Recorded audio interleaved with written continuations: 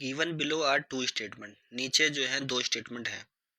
Statement first जो ये कहती है the coagulum is formed from network of threads called thrombin.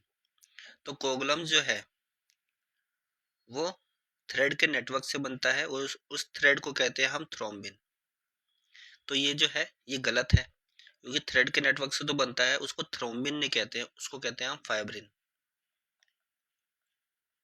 ठीक है, तो फाइब्रिन्स के जो है वो नेटवर्क होते हैं।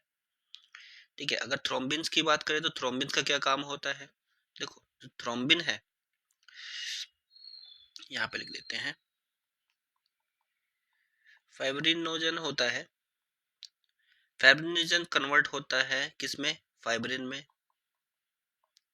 उसको कन्वर्ट करवाने का काम किसका होता है, थ्रोम्बिन का। ठीक है, थ्रोम्बिन का ये फंक्शन होता है।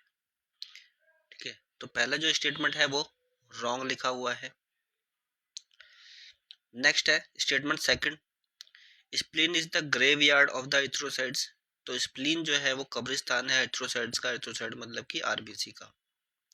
आरबीसी जाकर के स्प्लीन में जाकर के खत्म होती है। ठीक है, तो इसलिए उसको ग्रेवयार्ड कहा जाता है।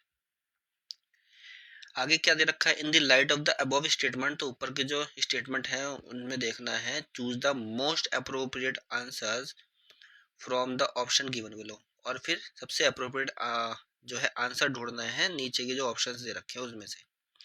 तो हमें पता है पहला वाला जो स्टेटमेंट था वो रॉन्ग था।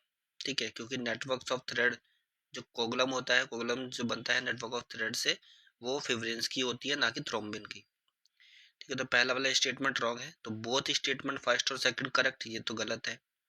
स्टेटमेंट फर्स्ट और सेकंड आर इनकरेक्ट, दोनों ही इनकरेक्ट है, ये भी गलत है।